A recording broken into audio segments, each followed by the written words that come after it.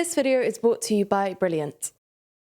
Last month, the head of the British Army caused a bit of a storm when he said that the British public must be ready for a war with Russia and implied that the UK should reintroduce some form of conscription. Since then, social media has been filled with conscription memes, ridiculing the idea of young Brits going to war. But these speak to a genuine political issue.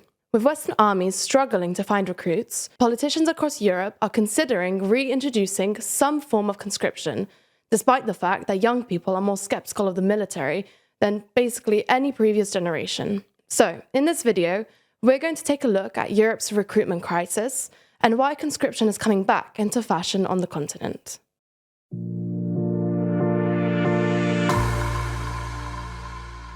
Let's start with a little context on how mandatory military service has changed in Europe in the past couple decades. During the Cold War and into the 1990s, compulsory military service existed in nearly every European country. But beginning in the early 2000s, most European states moved to get rid of conscription. But Switzerland, Austria, Finland, Greece, and Cyprus all kept universal military service for men, while Denmark, Lithuania, Sweden, Norway, and Estonia all kept a form of selective but still compulsory military service. As Europe moved away from conscripts to volunteer armies, mostly composed of contract soldiers, national armies obviously got way smaller, with the total number of soldiers in the EU falling from around 3.5 million in 1995 to under 2 million in 2020. The decline was particularly sharp in the German and Italian armies, which shrunk by 85% and 66% respectively between 1990 and 2020. After Russia's invasion of Ukraine, however, and the renewed threat of full-scale attritional war on the European continent, many European countries have decided they need to increase both their defense budgets and the size of their armies. Unfortunately, many of these countries have struggled to recruit enough troops. The British Army, for instance, has lost nearly 30,000 troops in the past decade and had a personnel deficit of almost 5,000 soldiers before the MOD revised its targets down in 2021. The Dutch army is facing an even bigger shortage of 9,000 soldiers, and Germany is considering recruiting foreigners from other EU countries, the UK and Switzerland, because it can't find 20,000 new recruits. By the way, this is also a problem in America, where the US Army missed its recruitment target of 60,000 soldiers by more than 25% in 2022. So, what explains this recruitment crisis? Well, as we see it, there's two primary reasons. First, Europe's changing social attitudes, and second, Europe's demographic crisis. Let's start with the changing social attitudes, by which we basically mean that young people just aren't as keen on the military as they used to be, with polls across the EU showing that young people today are both less likely to support the idea of conscription and to say they would fight for their country.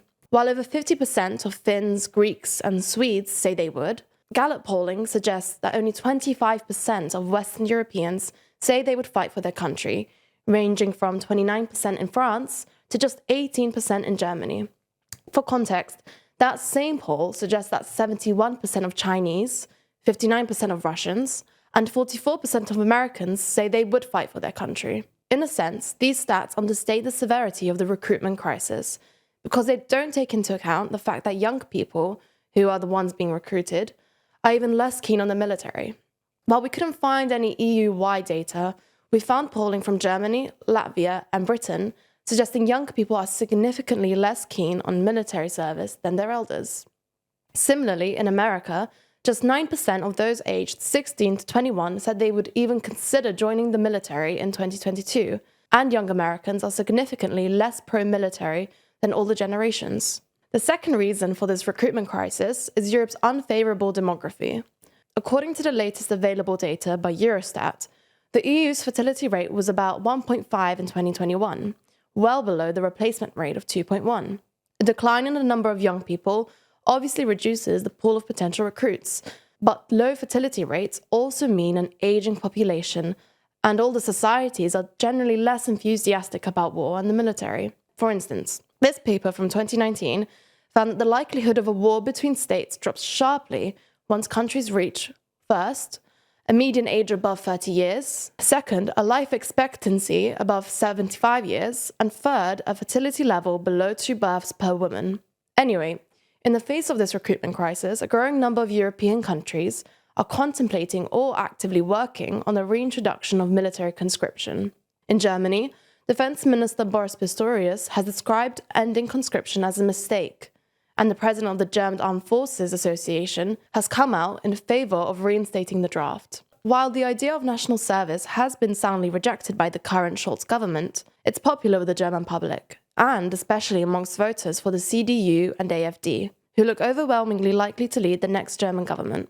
Similarly, the Netherlands and Croatia are all apparently considering the so-called Scandinavian model, which basically involves mandatory but selective military service, as happens in Denmark, Norway, and Sweden. In practice, this means a small percentage of men, usually the best performing in certain aptitude tests, are required to join the military for a limited period of time, usually around a year. This shouldn't be confused with the more expansive Finnish model, which involves universal mandatory military service for all men, although Sweden is currently expanding its national service program. In Eastern Europe, Lithuania actually reintroduced conscription in 2015 after the annexation of Crimea, and Latvia reintroduced military service last year after scrapping it in 2006.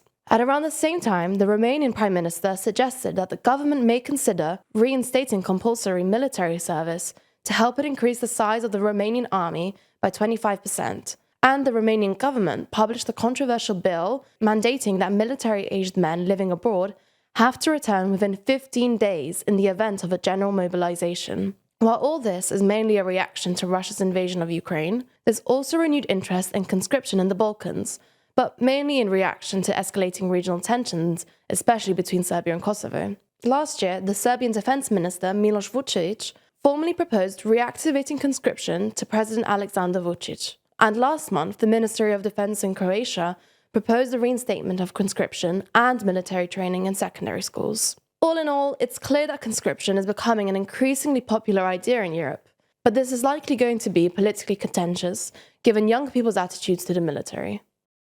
A lot of stuff we talk about in our videos can often seem pretty complicated, especially when we dive deep into detailed data and economics. But there's a fun and easy way for you to learn more about these topics, which doesn't cost thousands of dollars or take years and years of studying. That's because Brilliant is the best way to learn maths, data, science, and computer science interactively. And the fun thing is, it doesn't take long to learn either. These complex topics are broken down into small and accessible chunks, designed around your busy schedule, whatever your skill level. That means if you spend just a few minutes a day, you can gain new knowledge over time in an actually fun way. As time goes on, you'll get used to that feeling of learning too, because this isn't just about sitting down and reading. Brilliant teaches you by doing, using active learning to teach you the principles of otherwise quite complex topics, and ensuring you understand what's actually going on. So, whether you want to brush up on basic math skills or improve your employment prospects by learning about future technology, or just have fun with coding, then you can check out everything that Brilliant has to offer for free for 30 days by clicking the link below. Plus, the first 200 of you that sign up will get 20% off Brilliant's premium annual subscription. Thanks for your support.